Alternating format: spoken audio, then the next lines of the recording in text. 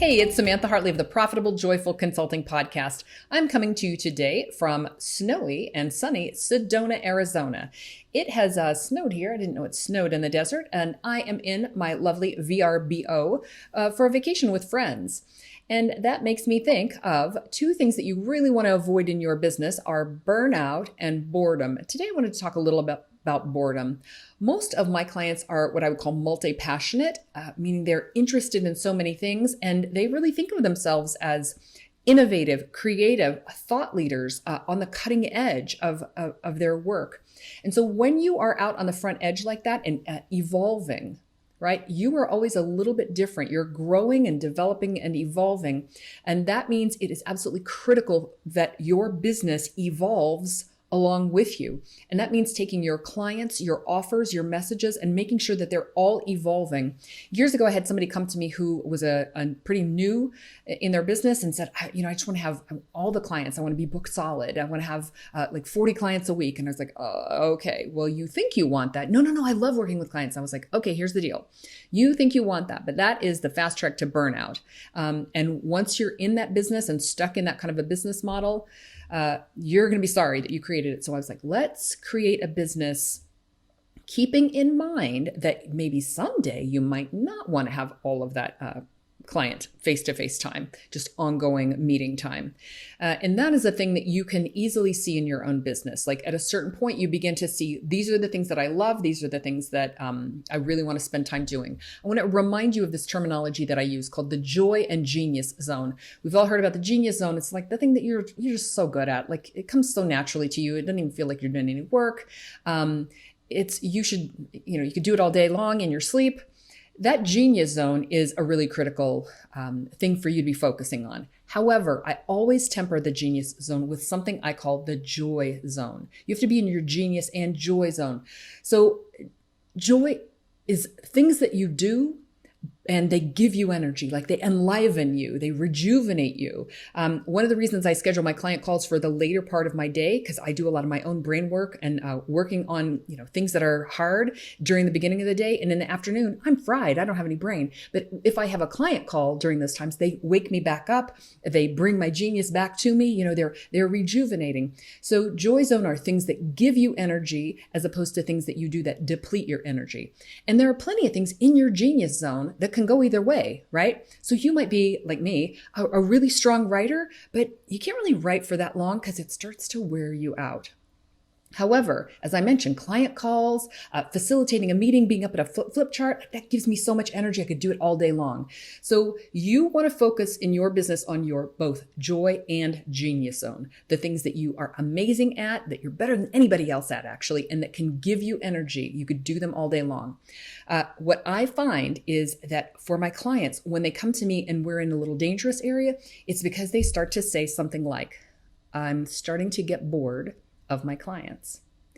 And since we work with perfect clients, like we love our clients so much, when you're getting bored with them, it's a very scary sign. It means either you're not challenging them enough or they're not challenging you enough, or it's time to evolve beyond them. And that's when we go to, and I've talked about this on a separate episode of my podcast, which I'll link to in the show notes, next level clients. When next level clients come to you, they look like they don't need anything from you. You're like, asking them questions and they've got all of their act together. So all of the stuff that you normally cover, they've already got that. They're like the perfect, complete version of your current perfect client. But when you start asking them questions, you realize, there's some things that are not exactly right for them. They do have some problems, challenges, and issues. It's just that not these kind that you're used to solving. So you think, well, I don't know. Could I solve? I guess I could solve that. And so what they do is they begin to pull your next level of genius down. I'm indicating like down through, like from where? From the ethers, from the heavens, from the collective unconscious, from spirit. They come down through there into you. And that's how you begin to understand what your next level of work is. So for my clients who consider themselves cutting edge, innovative, bringing through like the latest breakthrough thinking in their field, that's who they're working with. They're working with next level clients. They're constantly, ongoingly evolving and ready to work with that kind of new information and new people, new offers. So why don't we do that? If you've been in your business and you've been feeling like, oh, I'm starting getting tired of some things that I'm doing, why is it that most consultants don't just say, okay, fine, I'm moving on to the next thing? The first thing I want to talk about is that you have to work at the top level of your gifts. And so we're used to like working with who shows up and like, this is what we do. And this is who you attract. Now, if you're working at the top level of your gifts, it means you're constantly going up. So the thing I'm doing with my hands is I'm making a pyramid. Like think about Maslow's hierarchy of needs. It's a pyramid, right? And the bottom of that pyramid is the fundamental basics, right? Food, shelter, those kinds of things, security, right? The minimum level. And the top level of Maslow's hierarchy of needs is like self-actualization. Okay, so really a high level, you've already got everything taken care of, and now you can work on being a better version of yourself. To me, this is a parallel for what you need to be doing in your business. The bottom of Maslow's hierarchy of needs in your business equivalent is like 101. What's the most basic skills you teach? For a lot of my clients, this 101 level, they want to get this out of the way, or they want to find clients who are already well beyond that. You may have at one time enjoyed 101 level, but being ready to go to something else. So I had a client come to me. HR is usually the best example of this. HR consultant named Katie, and she started out doing all of the compliance and what are they? Handbooks, employee handbooks, and things like just like the rules, that kind of level of HR. And she realized like I want to do more stuff with people, so she started doing job descriptions and helping with hiring and things like that. And eventually she thought, actually, what I want to do is I want to talk to these companies about their whole people policy. Like, how are you developing people? How are people helping you with the strategy of the company? Like a very high level idea. So you can kind of hear in that the way she moved from the basics up through kind of covering other things that are needed by an organization all the way up to this top level where it's like, hey, who do we want to be as an organization? That's like really high-minded ideas. You're probably going to have something like that in your own business. It may be ideologically with kind of the ideas that you put together, or it may be with like the level of clients that you work with. Maybe they go from less to more sophisticated. I'm not making any value judgments about people here. Everybody's valid at the level they are working at, right? I'm just saying, where is your focus most gratifying? Where do you get the most from your work? If you're able to operate at the self-actualization level, then that's probably where you should be. Like that's where the joy is in saying, I'm like on the cutting edge of ideas and I'm working with clients here who want me to be there with them. I think that's the place that is ideal for you to be. There's always going to be somebody who wants to work with a 101 level and they love teaching that. And to me, what I find in when I see that is they love the discovery. They love the newness of that. It's for them, it's the same thing that they've been teaching over and over and over again. It's the same kind of consulting work that they've been doing.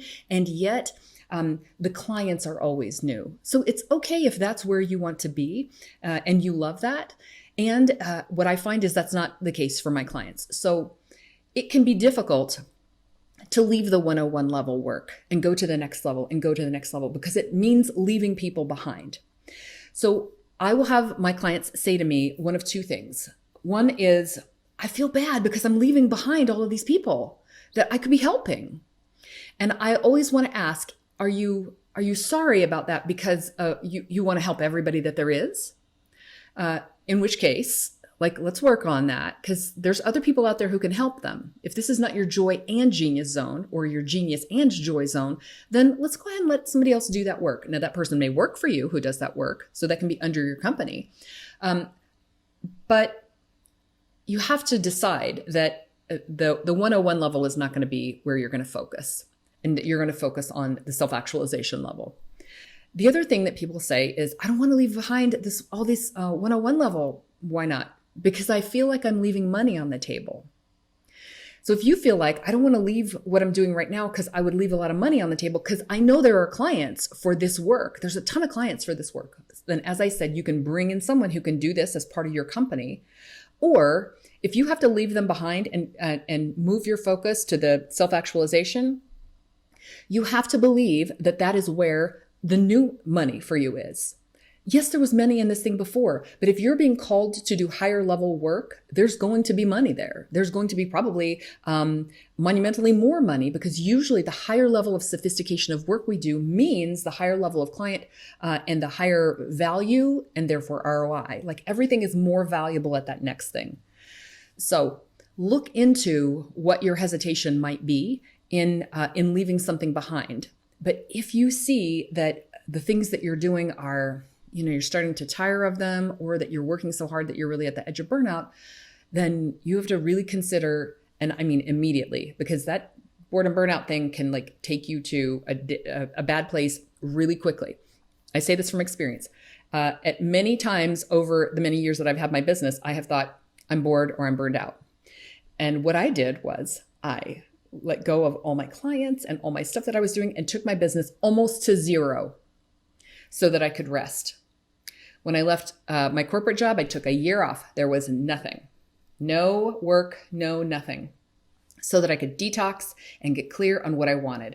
And I repeated that pattern several times in my business since then, where I was like, nope, no more clients, no more work like this. I'm just going to take a month off, or 3 months off, or whatever I'm taking. And I would just go down to zero and chill, and then figure out what I want to do next. And then I could bring the next thing in. So what I want to share with you is, with wisdom, when I see boredom or burnout in my business, I act immediately. And instead of having to burn the whole thing down and start over, what I'm able to do is say, okay, deep breath. I see where this is going, and here are the adjustments that I'm willing to make right now. Okay, so then I can start to pivot the business. I can look for new clients. What actual things do I do? I begin to reimagine the identity of my brand. I therefore write new messages, begin new messaging according to that brand, and I think of new offers that are going to be associated with that brand. Okay, so brand evolution is actually what's going to happen. And then there's a gentler transition into the thing that's going to come. So FAQs on this. What if I pivot and there's no new clients there? You're being spirit-led. You're like being intuitively led. I have a feeling that the thing that you're being called to do is there. You might be ahead of your time, and you might need to wait a little bit for the market to catch up with you. So that's the thing I've seen happen. Keep doing what you're doing. Don't burn anything down. Keep the parts of your business that are revenue generating so you can fund your transition. Other than that, what I want you to do now is ask yourself 2 questions. The first question is, what am I most excited about growing in my business? Is it, I want another client like that one and more clients like them, because that's really what I want to be doing? Is it, I have this offer, I have this idea for what I want to be doing? Is it, I've seen a trend in other people's businesses, in other industries or markets, and I wonder if I can do that in my business. Like, I'm really excited about pursuing that idea. Okay, think about what that is for you, because that's going to give you clues as to what the next thing is, what the right thing for you to be nurturing is. And then the opposite question, where am I most in danger right now of burnout or boredom? Identify that fast. Sometimes it's an easy fix of delegating, firing a client, letting go of an offer, canceling something that you thought you wanted to do and you've just decided, no. So ask yourself that question honestly, and just look at your business and see what it tells you. The brand is you. You are the brand, and there's nothing more important than that you are happy and fulfilled and taken care of. And as a creative, multi-passionate person, you really need to be intellectually stimulated. You really need this thing to fire you up. So I want you to look for where the fire is. Find that passion, stoke that passion. And with that, I wish you a profitable and joyful consulting business. Thanks for watching. I'd appreciate it if you'd like this episode, and if you enjoyed the show, why not subscribe? Be sure to click the bell to get notified when new episodes drop.